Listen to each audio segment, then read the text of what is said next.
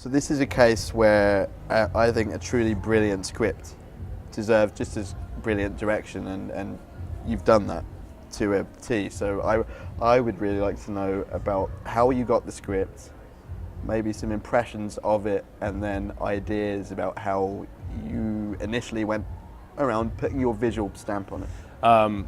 Chris Galetta wrote an incredible script that I fell in love with immediately when I read it, but it took a while to get to me. I'd made a short film called Successful Alcoholics that played at Sundance in 2010, and that short balanced tone in a very tricky way, similar to the way that the tone needed to be balanced in this movie. And oddly enough, we had a bunch of mutual friends, Chris, the writer, and I, who had said, you two should meet, you two would love each other. And several friends even sent me the script. They didn't even control it, but they were like, you need to read this, you'll love this. And I never read it. I never read it until finally Big Beach and this producer, John Hodges, sent me the script. And I finally read it, and I fell in love. I like honestly sort of freaked out. I thought it was a joke. I couldn't believe that they were bringing this script to me and that there wasn't a director attached. It was so special and so unique. And Chris and I had such similar sensibilities, not only comedically, but also just in terms of our desire to make things that remind us of what we grew up on, which were films. You know, like an old Amblin movie is a film first and foremost. It's not just like a comedy. It's not that simple. You know, they're multifaceted and multi-layered.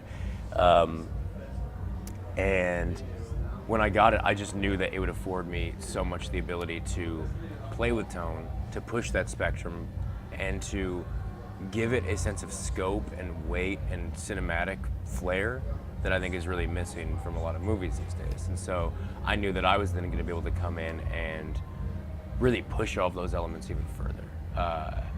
And, you know, that's the types of movies that I want to make are movies. Like, I don't want them to feel small. I want them to feel like experiences that people go, like, are warranted going to the theater to see.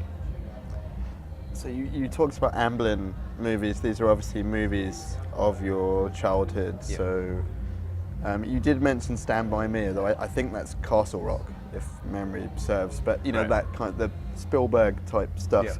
Yeah. I'm wondering if shooting on film informs that decision as well, in terms of the throwback. Well, aspect. we didn't shoot on film. We shot digitally, and we talked a lot about it. And obviously, those movies first and foremost look like films. You know, they don't look to so many movies these days. You go and you watch a comedy, and you might as well watch TV. There's nothing visually interesting about it. There's nothing unique. There's nothing stylistic about it. And we wanted to have a film that was visually inventive and stylish. And, you know, just sort of the mantra was that comedy can be beautiful, it can be stunning, it can be stylish. Like, it doesn't have to just be in this box. And we shot digitally for a lot of reasons, but I do long takes, and I wanted the ability to do long takes. We shot with anamorphic lenses from Panavision, and that was sort of the same lenses that they shot a lot of those movies on, and so that was part of the throwback feel, and just creating a world that sort of felt timeless, you know, because digital technology is effectively there now. Like, it's good enough. And so, yeah, we didn't shoot film, but we wanted to make it look as much like film as possible. So with all the choices that are out there digitally, I'm not sure what this was. I'm guessing the Alexa? We shot on the Epic. On the Epic? Yeah. Okay. Yeah. And that, did you look at all the choices and that was the one that... Yeah, I would have preferred to have shot on the Alexa at the time, but to record uncompressed at the time wasn't cost effective for us. And because we shot anamorphic, if you don't shoot on uncompressed, you get like a weird banding issue. This is really technical stuff, but we just didn't want that. I think the Alexa, I love the Alexa. It's a camera made by people who make film cameras, as opposed to a camera made by a sunglasses company. And the Epic, I don't want to like talk shit about it necessarily, but it's just, it just crashes. Like you have issues that I think are unacceptable on a camera that you're making a movie on. It's an incredible piece of technology that really drove the industry forward in a lot of ways. It made everyone just step up and take notice and say we need to adjust very quickly, because we were taking baby steps before, and Red did come in and change things. But we investigated everything. We also shot on the Phantom for some slow-mo sequences. but it was the epic with the anamorphics were the big thing we wanted. That was the big win for us, and so it was more important for us to secure anamorphic lenses than anything else. There are quite a few montage sequences in this film, and usually I hate those because these days it's like watching a music video Right. in the middle of the movie and you're taken out of the story. And I was thinking, and still am, the day after seeing it, about how effective those were. And I think I've realised what was the point, maybe because kids at that age, they're going on this big adventure out in the woods. They kind of see it like they're in a movie. Right. Yeah, I feel fortunate. There is a lot of montage in the movie, not just in terms of montages, but in terms of like, impressionistic elements and sort of lyrical elements. And that was a really difficult balance to reach in terms of where the audience's threshold was of like, it's another fucking montage. Because it's once you cross that threshold, there's no coming back.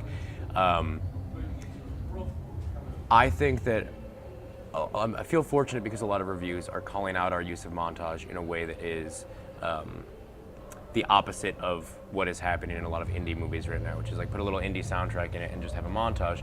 Anytime I have a montage, it is to serve character or to elicit a feeling, and yeah, like very much there's hip hop in the movie because in that generation, that's how they're going to think about things. The score is very much affected by video games in it. It's very 8-bit, because I wanted it to give impressions of how these kids were perceiving what they're doing to that generation. And so yeah, all the montage stuff, like if it's just someone punching someone's arm, like it's about slowing down that experience enough to really let that moment sink in the same way that like when you were a kid just messing around, like that was a moment, it's something you remember, those little dumb things. And so like, yeah, they're there to like move the story along, to be like, hey, they're building a house, but it's never just for one purpose. There's multiple elements. I tried to layer it with multiple different elements where you're getting something about character, you're getting a tick of like, or a little mannerism of like, oh, that's really pure to be 14. Like, I always wanted the montages to be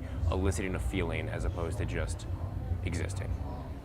You've got your trio who are out in the woods, but I suppose you could make an argument and say, well, the house, because it's called, the original title being Toy's House, it's the fourth character in a way. And so I'm wondering, can you talk a little bit about working with the production designer and how early in the process that was all figured out? Well, Chris, the writer, when he wrote the house, he didn't really describe it very much. He said there was an air hockey table and a water slide, and said it was, gave rough dimensions, and that was sort of it. And so me and my team had a pretty big task of figuring out what it was. And actually, like an illustrator friend of mine named John Wilcox, who's a dear friend of mine from childhood, who's an incredible illustrator. When I was first pitching on the movie, when I was trying to win it, one of the things that I did was put together a piece of concept art for what the house looked like. And we had a great production designer, but the house itself is very similar to the original piece of concept art that we designed back in the day, of it just being the idea that we wanted it to feel iconic and big and cool without ever being movie magic. We wanted it to be something that you could look at and be like, yeah, that's practical that these kids could have built this, but it's the best version of it. And not this thing that's like, well, there's no way they could have done that. So we wanted to ride a really weird threshold of being iconic yet practical. And once we did the original concept art, I went to an architect, my cousin actually, and said, okay, how would you do this properly? How would an architect do this properly with hammer and nails and $300? How is it structurally sound? And he put together a blueprint of how you would do it, all the bare bones pieces you would need.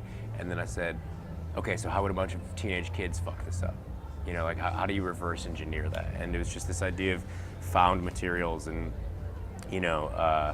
less than stellar construction. And just, it is a character in itself though. And even with sound design, when they're in the house and when things are going poorly, like when the wall comes down, like sound design, there's a lot of creaking, there's a lot of we wanted the house to feel like it was breathing and moaning and in pain. So yeah, it definitely is sort of its own character. And it didn't necessarily take a huge chunk out of your budget. No, it was, a good deal of the budget for the production design team was definitely, set aside for the house. There's a lot of labor that goes into that and a lot of other things. But yeah, no, it wasn't like, I don't think it was a terribly expensive thing to build. I mean, we talked about this last night, but I'm going to have to ask you again, just because I still find it really interesting. Was there's a dream sequence in the film that is a secondary character with a big car explosion, and that's the kind of thing that you're going to get pressured to cut. You've talked before about picking and choosing your battles. So why did you get pressured to cut that, and why fight that particular battle when she's not a main character? Look, hindsight's 2020. In the moment, you're fighting for what the best. I was just fighting to get as much in there as possible. I really wanted to, that was a bigger scene originally, and we cut it down to that little snippet. But of course, cutting the explosion or cutting a lot of other things is an easy thing to do. But my main thing with this movie was I didn't want it to just feel like another standard indie. I didn't want it to just feel like this heartwarming, charming little movie. I wanted it to feel different and to feel fresh and to feel big. The whole thing is about making it feel like an Amblin movie would have something big like that. And so, yeah, cutting an explosion would be a real easy thing to do, but we felt that it was worth the scope that it added. And the whole scene didn't make it in, but the snippet itself did. And, I just think it's one of those things that makes it slightly bigger.